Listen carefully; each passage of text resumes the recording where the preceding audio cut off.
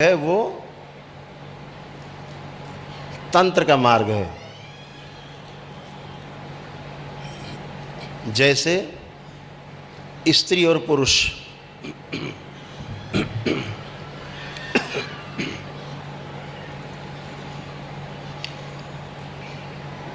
एक मार्ग है योग का, योग साधना का। दूसरा मार्ग है तंत्र की साधना का, तंत्र से लक्ष्य तक पहुंचने का।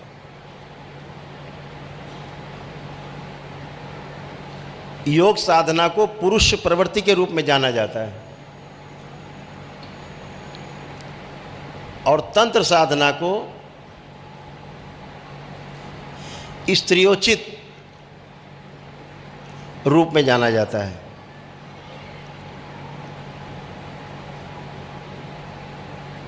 आज तक आपने सुना नहीं होगा कभी कि कोई स्त्री जो है कभी ध्यान साधना के मार्ग से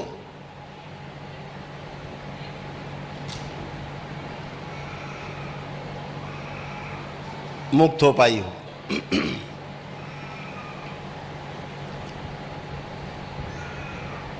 हमारी स्त्रियां, घरों की हमारी माताएं बहनें जिन्होंने ध्यान साधना का रास्ता अपनाया, वो एक सीमा तक जा पाए तो उनके पास एक स्वाभाविक गुण है, पैदाइशी है महिलाओं के पास। उसे कहते हैं समर्पण। अपने परिवार के प्रति पूर्ण समर्पण। ये बहुत प्रबल भाव है, पुरुष के अंदर इसकी कमी है। पुरुषों के अंदर इस भाव की बहुत कमी है। बिटिया जब घर से विदा होती है तो माँ और पिता बोल देते हैं कि जिसके साथ शादी हो रही है, ऐसे पुराने ज़माने में बोला जाता था, ये पति तुम्हारा परमेश्वर है, यही तुम्हारा परमेश्वर है। इसके पीछे एक बहुत बड़ी साइंस थी, ऐसा कहने के पीछे कि यानी अगर तुमने पति को ही परमेश्वर मान लिया, पूरा समर्पण हो गया तुम्हारा, तो तुम्हें ध्यान साधना की आवश्यकता नहीं है।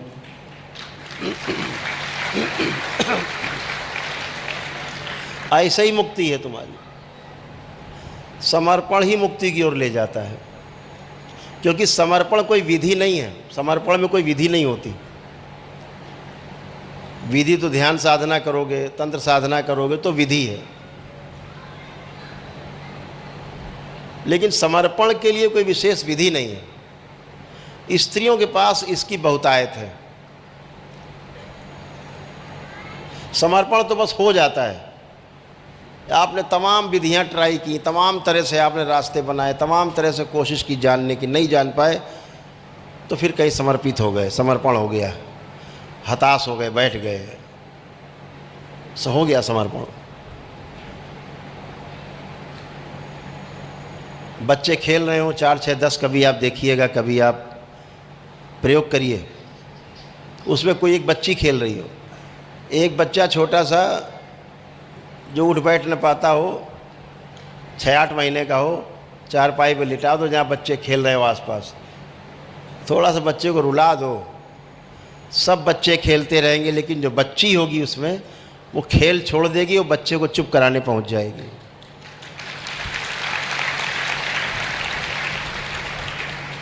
ये उसके अंदर भाव है। इस पुरुष समाज के लिए, इस पूरे समाज के लिए वो माँ है,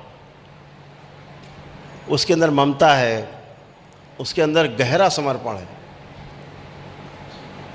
ये बच्चों में नहीं, पुरुषों में नहीं। तो जो स्त्रियोचित जो भाव है वो सबसे आगे रहता है तंत्र साधना में। तंत्र साधना बिल्कुल स्त्रियोचित भावना का की एक व्यवस्था है, यानी कि स्वीकार करने की व्यवस्था, समर्पण की व्यवस्था। जिनमें समर्पण भाव ज़्यादा है, तंत्र की साधना में वही आगे जा सकते हैं। यानी जो मेरे पास है वही स्वीकार है, उसी का स्वागत है। जो मेरे पास है स्वीकार है, मुझे उसका स्वागत है और इसी में आगे बढ़ना है। पुरुष भाव ये नहीं है। पुरुष संघर्ष करता है। साइकिल है तो स्कूटर पाने की लालसा रखता है, कार पाने की लालसा रखता है। घर की महिला की क्या इच्छा है? हमारा पति कैसे अच्छा रहे, बच्चे हमारे कैसे अच्छे रहें, स्कूल जाएं, स्कूल से आएँ साफ साफ, सुरक्षित आएँ, सुरक्षित जाएं, सबको भोजन मिल पाए और सब अच्छे रहें। इतने बात ख़त्म हो जाती है। समर्पण भाव है, जो कुछ करेंगे पति देव करेंगे। अब पति देव पुरुष है, वो लिए लाठी दिन भर अपना घूम रहे हैं, कहाँ शिकार मिलेगा, कैसे भी होगा संघर्ष करके रोजी रोटी। एक संघर्ष का भाव है, संघर्ष करके कुछ पाने का भाव है। तो ध्यान साधना ऐसा ही कठोर मार्ग है जिस पे चीज़ों में संघर्ष बहुत है, बहुत संघर्ष है। जबकि महर्षि पतंजलि ने कहा है कि चित्त वृत्ति निरोध है, बात की है, लेकिन बात समझ में आती नहीं। तो निरोध है की जगह विरोध है करने लगते हैं। विरोध में संघर्ष है। तो जब आप तंत्र की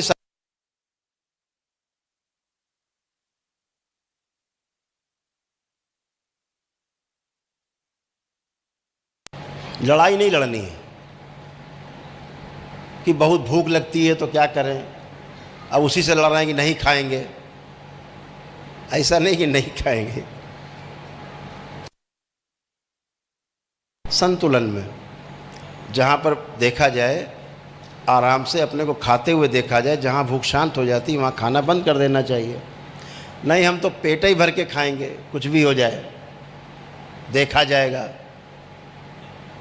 तो फिर समस्या खड़ी होती है।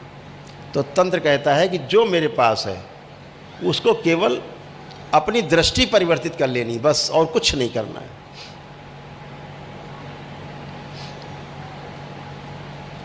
और दृष्टि कैसे परिवर्तित होगी?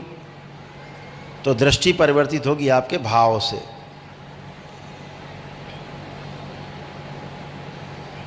समर्पण के लिए केवल भाव होता है, कुछ करना नहीं है, क्रिया है नहीं। समर्पण क्रिया है ही नहीं। भगवान शिव की जो बताई हुई विधियां हैं,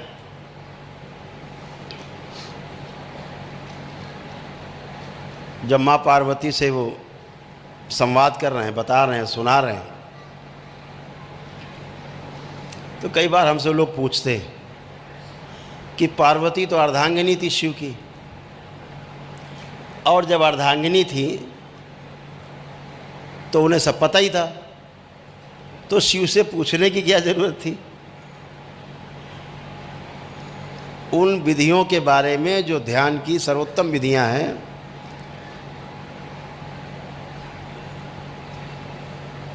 उनका क्या अर्थ है?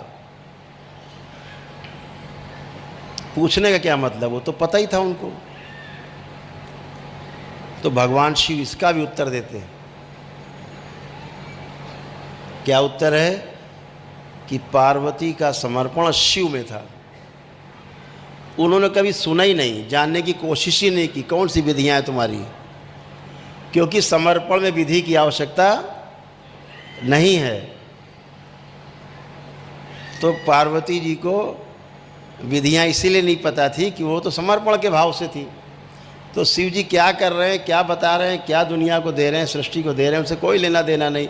उनका तो समर्पण शिव में था, इसलिए शिव से उनको सुनना पड़ा विधियों के बारे में। तो समर्पण बड़ा अद्भुत है। जब समर्पण होता है उसका स्वाद कभी आप लीजिएगा समर्पण का।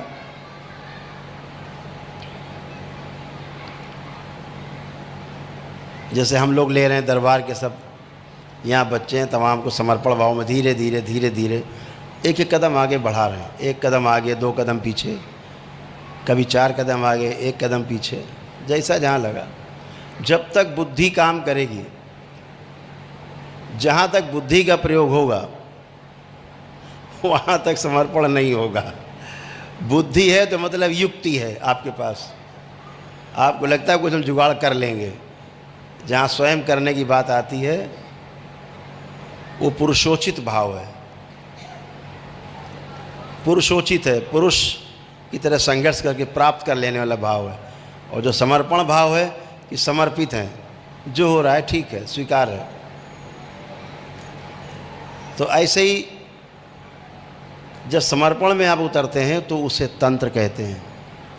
समर्पण पहली शर्त है तंत्र के द्वारा लक्ष्य को भेदने के लिए। जो एक छोटी सी शर्त है उसका नाम है समर्पण। इसको ध्यान रखना।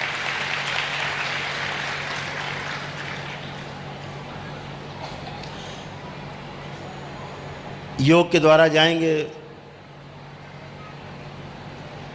तो वहाँ संघर्ष है, यहाँ समर्पण है तो वहाँ संघर्ष है। हमेशा ध्यान रखिए, दुनिया बाहर नहीं है, दुनिया बिल्कुल बाहर नहीं है। हमेशा ध्यान रखें,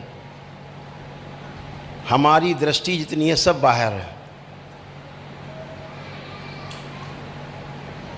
योग साधना बाह्य दृष्टि है, तंत्र साधना अंतर्दृष्टि है। इसका ध्यान रखना। सारा संसार आपका आपके अंदर ही बसा हुआ है, बाहर कुछ भी नहीं है।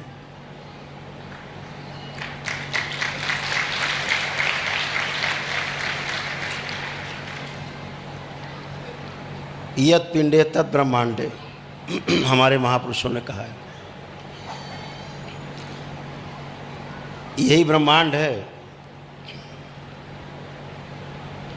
सारा ब्रह्मांड इसी में समाया हुआ है।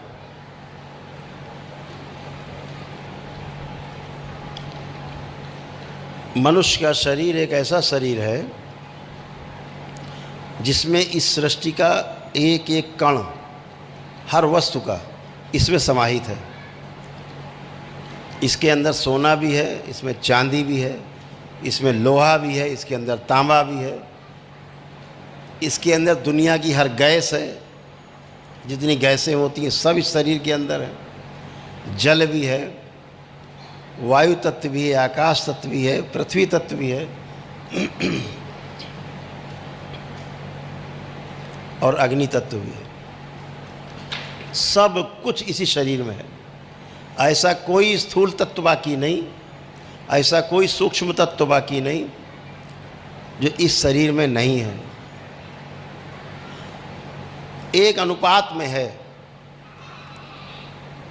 जब वो अनुपात कम या ज़्यादा होता है तो उसे रोग कहते हैं। और ये अनुपात कम ज़्यादा होता है आपके सोच विचार से।